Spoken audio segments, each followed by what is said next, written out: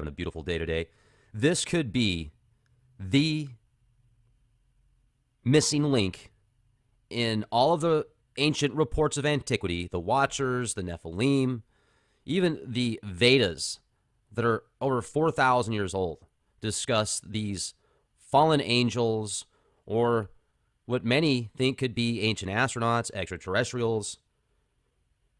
Some people say, well, why aren't they on Mars or on Venus or on Mercury? Well, hey, who knows? Maybe they are. But think about these opportunities. When you look at the actual planets that have been discovered outside of the Kuiper Belt, 3 of them are Earth-like.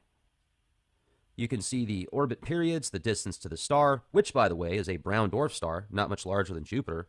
One of the interesting things is, I certainly don't follow the 3,600-year orbit that is discussed with Nibiru, yet I do think there might be a possibility of some of these ancient writings discussing this solar system that's outside of our solar system. And not necessarily merging, but a time in the orbital cycle where they get close enough to cause effects, physical effects. I don't think ELE events or anything, but certainly even Planet 9 that's outside of the Kuiper Belt, they have shown plenty of evidence that that's tilting the sun and causing not only Earth changes, but changes on other planets in our solar system. And there's a lot of talk about how the other planets in our solar system are also heating up. I don't know what's causing that. But look at these planets. And one of the things that I find fascinating is the TRAPPIST system here was actually discovered by a telescope that isn't really that big. It was discovered by the Planetesimals Small Telescope,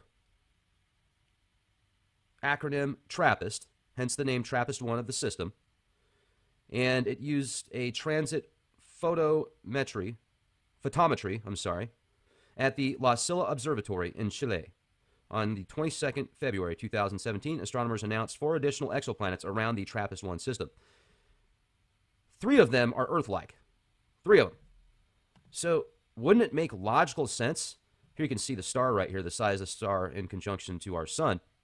Wouldn't it make logical sense that if our planet has been visited from ancient astronauts, extraterrestrials, angels from the heavens, that they could have very well came from this system? Now, another thing that I found fascinating when reading this is there was talk about how these 3 planets are so close, there's a very good chance that the life on these 3 planets there's life that's the same on 3 of these planets. And they've just bounced off and forth, from natural events, etc.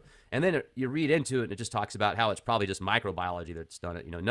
Nothing like us. I mean, no, we're just the center of the universe completely, and we're the only planet that has life like humans. I mean, talk about narcissistic. The size of the universe is so big, even outside of our solar system, there's 7 planets, with 3 of them Earth-like. But no, there's no way there could be humans out there. And even the Bible says in Genesis, we created man in our image. Well, maybe that means extraterrestrials, many of them, look like we do. And maybe us being extraterrestrials to them, maybe we look the same. I'm sure there could be other types of extraterrestrials too, like the mantis and the reptilian shapeshifter and the Greys.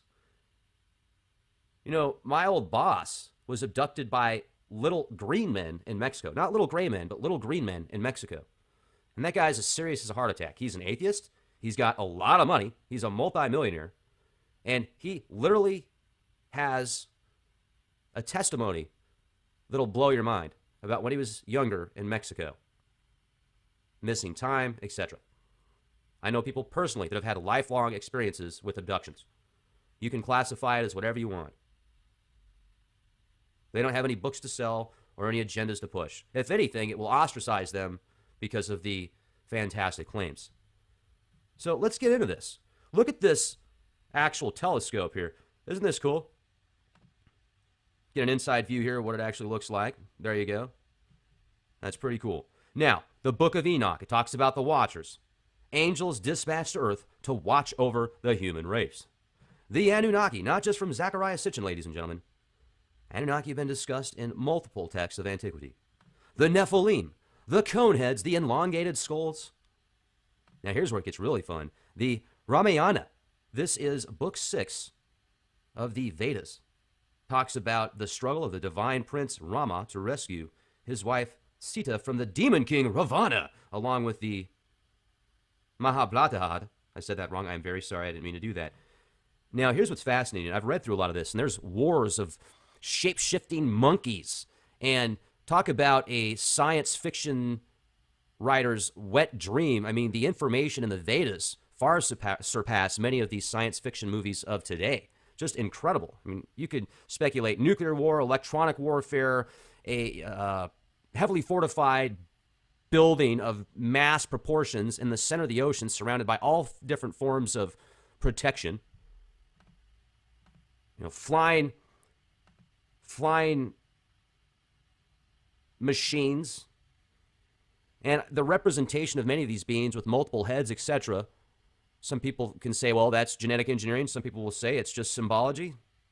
I don't know. I don't have the answers to that. But the monkey people fighting each other and the shapeshifters and the sci-fi stuff is incredible. I would strongly recommend reading this, some of these Vedas, or just going through it, because it's very powerful. Matter of fact, I'm going to read some of this to you guys. Let me go through here. Okay.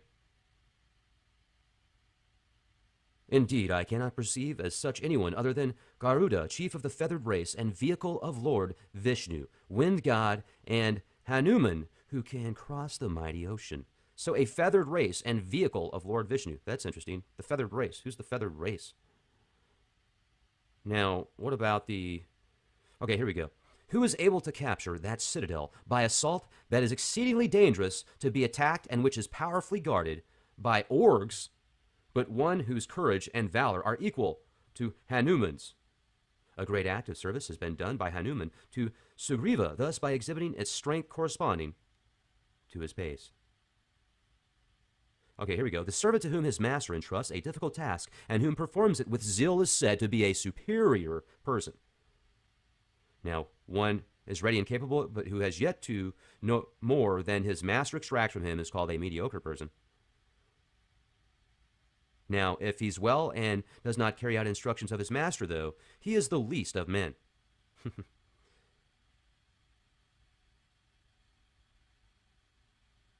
Well, here we go. How can these monkeys put together will reach the southern bank of the ocean, which is so difficult to cross and which contains voluminous water? How can these monkeys put together? That's the monkeys, man. Having received the tidings of Sita, what can now be done to take the monkeys to the farther side of the sea?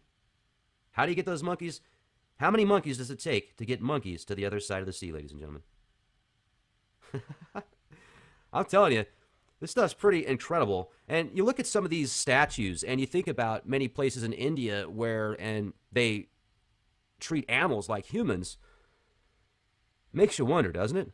I mean, did they have some kind of like mind control technology that they were able to control regular monkeys into warriors?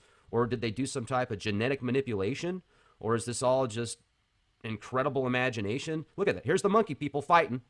Here's the monkey dudes. And they're pissed.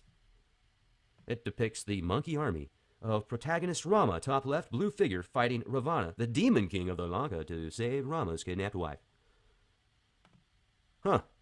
Shapeshifters. I told you. Shapeshifters, man. Shapeshifters and highly concentrated swamp gas. YouTube.com/clandestine Time Lord. Be the change you want to see and question everything. Ladies and gentlemen, this is Rex Bear with Leak Project. I hope you're having a beautiful day today. This could be the missing link in all of the ancient reports of antiquity, the Watchers, the Nephilim, even the Vedas that are over 4,000 years old, discuss these fallen angels, or what many think could be ancient astronauts, extraterrestrials. Some people say, well, why aren't they on Mars or on Venus or on Mercury? Well, hey, who knows? Maybe they are. But think about these opportunities. When you look at the actual planets that have been discovered outside of the Kuiper Belt, 3 of them are Earth-like. You can see the orbit periods, the distance to the star, which, by the way, is a brown dwarf star, not much larger than Jupiter. One of the interesting things is, I certainly don't follow the 3,600-year orbit that is discussed with Nibiru. Yet I do think there might be a possibility of some of these ancient writings discussing this solar system that's outside of our solar system. And not necessarily merging, but a time in the orbital